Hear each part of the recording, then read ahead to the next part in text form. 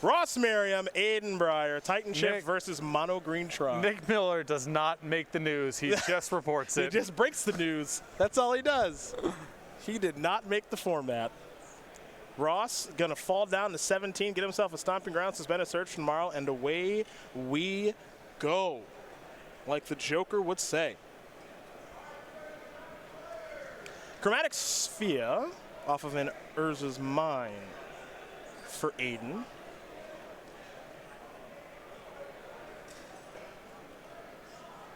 Ross is, just giving it a good shove. So, a wash. Yeah, that's right. Search tomorrow is going to go down to 1 counter. Ross will draw, turn 2. What do we got to do? It's a race. That's all it is. There's a Secure Tri-Builder. Good start here for Ross. Could have a Titan as soon as turn at number, still turn 4.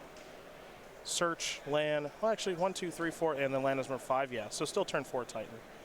Aiden is going to play Urza's Power Plant. He'll play a Sylvan Scry. He's going to have Tron on turn 3, which makes you wonder, does Ross have the Acid Moss? Be a good spot. And he's playing how many main? Oh, just one. Ooh, just one. Just one for fun.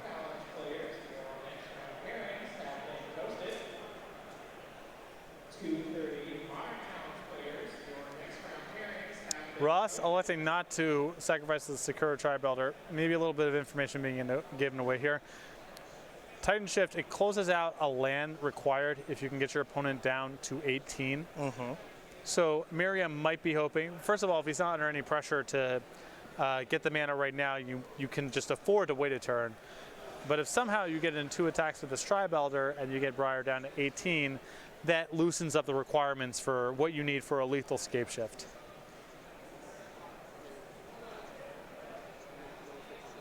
Basic Forest off the search tomorrow. Ross will shuffle, present, and draw, and we'll see turn number 3. It's also possible that he may want to save the Sakura Tri-Builder to chump block a potential Wormcoil engine 2 turns from now. Because Wormcoil also creates problems with comboing out with Valakut. They can pull themselves out of range. In comes the Tri-Builder.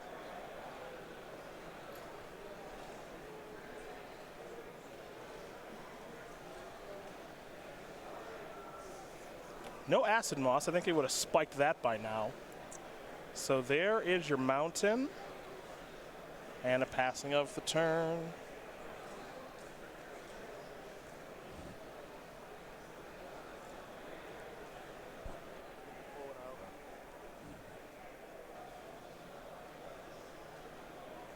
Aiden's got Tower of Power in hand. The question now, of course, is does he have a payoff?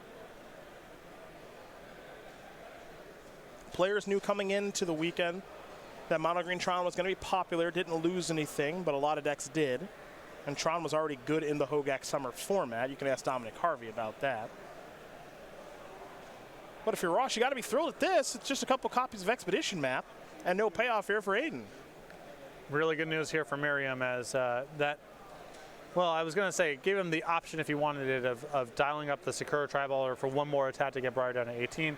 Looks like Meriam wants to have access to his mana now. But in any event, no big payoff card there for Brier. No copy of Wormcoil Engine or Karn. Very good news for Meriam. It is worth noting that Meriam does have a copy of Summoner's Pact in hand. The pack can find, of course, Primeval Titan and start to really do some degenerate things.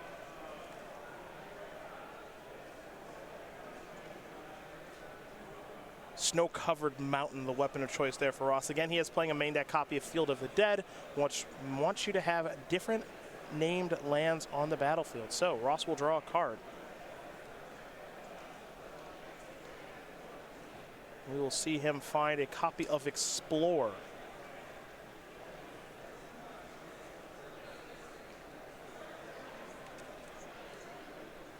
That's a Cinderglade that enters the battlefield untapped. This is a Summoner's Pact. Giddy up, let's go. It's My Little Pony right there. Primeval Titan. Big pony. Big pony. Mountain deck. I prefer to call it a mountain strategy. Yeah, I remember covered an event many years ago, now in Play Design, but at the time, one of our favorite grinders, Michael Majors, played this. It was in Orlando. And he described it as some of the least satisfying Magic he's played in his entire life. I'm not sure what kind of magic is satisfying for Michael at this point. I think it was the mixture of the deck's brute force combined with what he perceived to be an absence of satisfying decisions. There's a real lack of finesse in the deck, I would say. Doesn't let Michael really use his many skills to his advantage. Right. But sometimes you don't need to. It's just good. What's good is what's sometimes good. it's just good and you lose. And thus far for Ross, 5-0 has demonstrated that it's pretty darn good. Ross has, let's count them, plenty of mountains on the battlefield right now as he's going to organize his land. Cinderglade does count as a mountain, so does Stomping Grounds, and 3 mountains over there. So if he gets to attack, it's going to be bad news bears here for Aiden Brier. Aiden's going to sacrifice an expedition map.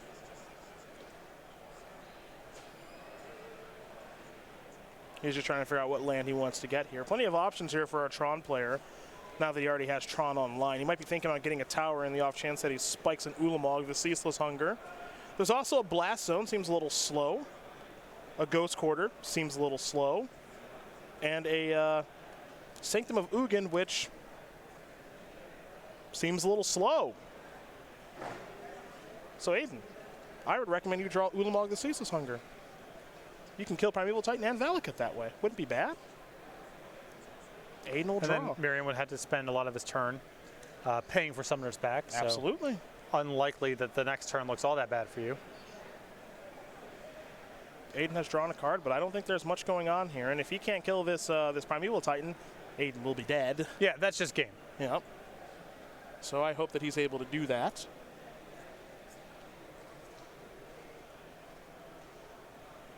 And as you said, that's just game. Just game. Ross Meriam going to win game number 1 here over Aiden Brier. Aiden with no payoff from his Tron deck. So Titan Shift wins game number 1 rather easily, unopposed. Up a game over Mono Green Tron, and that means we're going to go to the sideboards. We'll take a look at what these players are working with in their 15 as Aiden has already gone a reaching.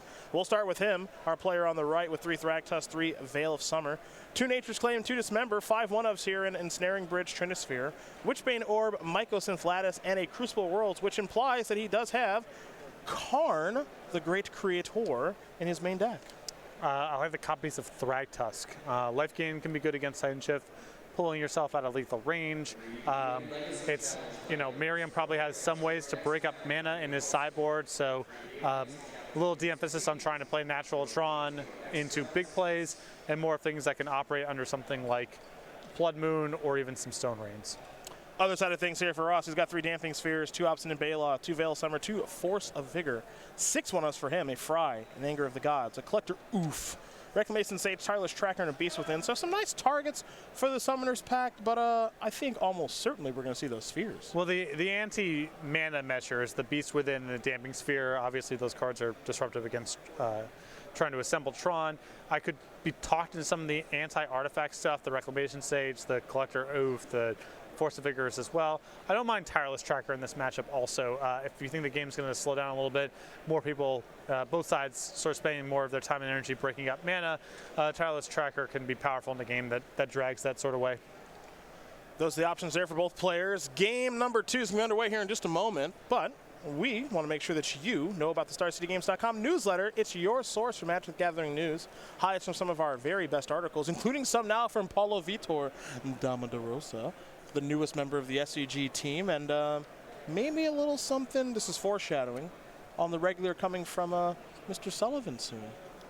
We're in negotiation. We are in heated negotiations. Upcoming SCG Tour dates and locations, SCG IQs and game nights near you, and best of all, it's totally free to sign up for it. Go to StarCityGames.com/newsletter. Getting ready here for game number 2 between Ross Meriam and Aiden Brier. It's Titan Shift versus Mono Green Tron. Big mana strategy seemed to be pretty good, but that's also the reason I really like Burn coming into the weekend, is because you beat up on big mana strategies pretty well, I think. Well, I think your matchup against most builds of Tron is very good. Matchups like Titan Shift are a little bit sketchier. They have more interaction, and they can assemble what amounts to combo kills. They can take a whole turn out of the game in a way that Tron kind of can't. But yeah, I think that if you expected a lot of Titan Shift in Mono Green Tron, I would happily sleeve up Burn in that sort of field. Well, we're going to be underway here in game number 2 in just a moment. Aiden Brier against Ross Meriam. Aiden will be on the play, or at least has the option. I'd be surprised if he chose to draw. So the member of Team Mythic Studios is going to send his hand back. Something that I honestly think this Tron deck should do a lot of with the London Mulligan. It's not hard to cobble together the Tron on turn number 3, even on a hand of 4 cards. I've become much more aggressive about mulliganing. Yes. Even with Burn, which is a deck that's typically, you know, it has this history of, well, you need all your cards, and so you just got to keep these sketchy hands. Yep. The combination of London Mulligan plus Sunbaked Canyon makes me feel like I don't mind a good 6. I would definitely take over a sketchy 7, whereas 6 months ago, my mentality was much more keep the sketchy 7s. I agree. Because Burn was not a good deck in Mulligan, but the London Mulligan actually makes it kind of okay. And Sunbaked Canyon does a lot to help you rebuild from hands where you're down a card. Yep. So, Aiden will be taking a look at a new hand here in just a moment. We got Ross keeping his.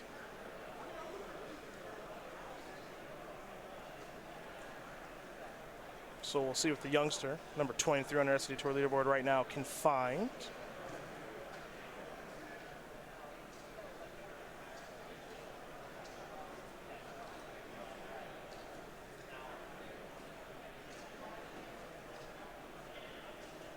Going down here to at least 5. Yeah, and again, you know, it's funny because previously in Magic's history, and you and I have covered quite a few matches, going down to 5 is basically a death sentence. Not anymore. Nope. Not anymore. Which I think is honestly kind of a good thing. Yeah, I mean, it cuts both ways, right? It's that whole conversation we just had about boredom. Mulliganing a 5 and feeling like I just have this bad 5-card hand and I can't play Magic anymore. That's boring when that happens. It's not fun. People having the same opening in cans, the same, you know, 1 and 2 mana cards emerging early on in the game, that is also boring in its own way. And the London Mulligan is good about alleviating the first camp and exacerbates the second. And I think the tipping point of whether or not that's good and bad has to do with how powerful the format is. I think it's a major net positive in formats that are low power and not that synergy driven, and it becomes a lot more questionable as you scale up in power. Mulliganing for 2 lands and a 2-drop and a removal spell is fun and fine, and it's good to have that. Mulliganing to have Bizarre Baghdad in all your opening hands, maybe less so.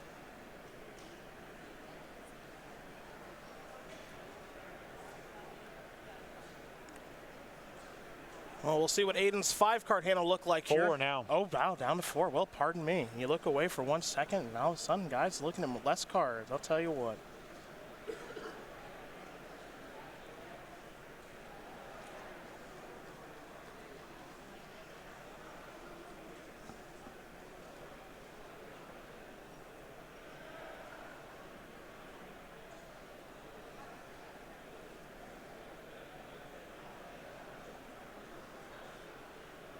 Ross has got to be feeling pretty good about this. You know, again, we ran into Ross late last night, and he just said, I'm playing Titan Shift, man. Flew all the way here from Roanoke to do that. Felt pretty good about the choice, and it's hard to argue right now. 5-0. Chances are very likely he's going to be moving to 6-0. Aiden is going down to, it looks like 3. Tron can do it on 3. Easy. It can do it on 3. You need 3 cards. That's correct. And then you need a 4th card, and you have some draw stats. And you draw a card every turn, Yep. so that ought to take care of that. Yep. Easy. Nobody said it was going to be easy, but it could be easy. Keep in mind after this, we will have a time-shifted match to bring you. I've just been told we may not have a time-shifted match to bring you. Sick. You know what we could do? Answer more questions from the audience. Sure. Happy to do it. I know people love that.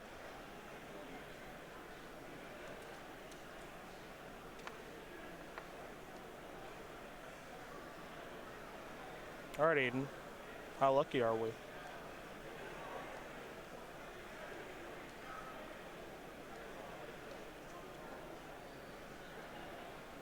Doesn't look like a great hand. Oh, my goodness. 2? All right, I don't know about 2. 2's not very many there, bud. Still, you got your draw step every turn, and we only need 4 cards. All right. Easy. Well, it's easy with the easies. Easy. 2 cards, but good game for the Acid Moss.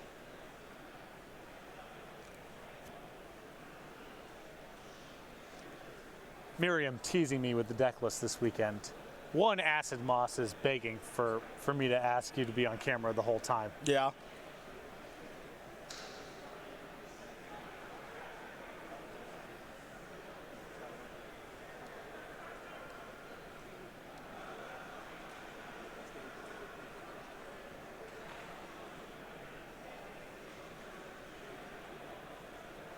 Your average 2-card hand has to be a lot better than your average 1-card hand, so I think we'll probably draw the line here.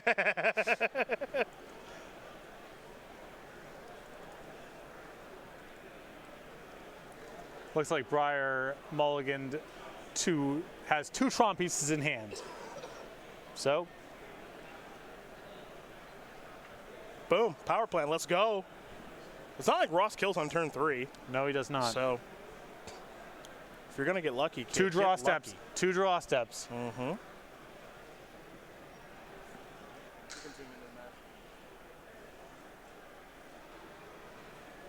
Misty.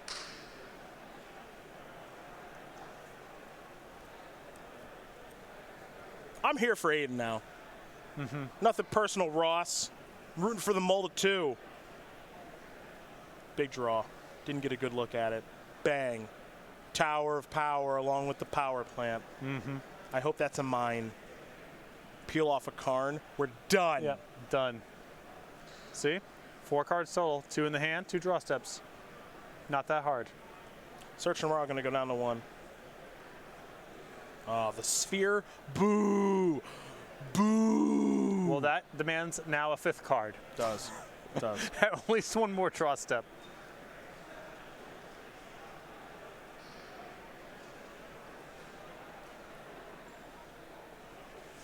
Real tough guy over here with your damping sphere, huh? Real tough guy. Ruining all the fun. Yeah, okay. Registration for today's 5 p.m. standard trap match. If you'd like to play in today's 5 Did p.m. Aiden have it? And I just want to know if Aiden had it. make your way to the event stage. Damping sphere going to slow down all the mana. Another tower. And a sphere. And pass.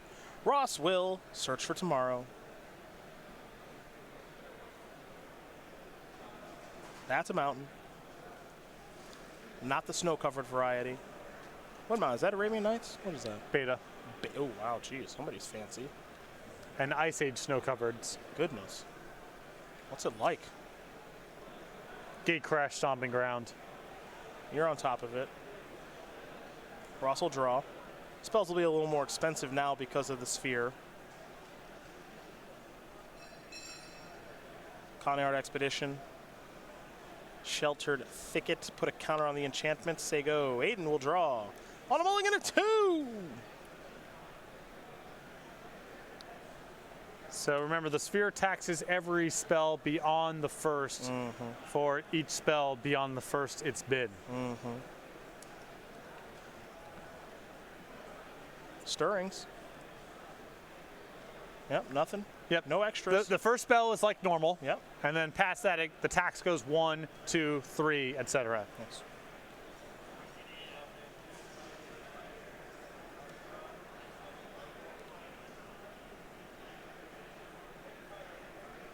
Basic Forest. Aiden hasn't played a land yet this turn.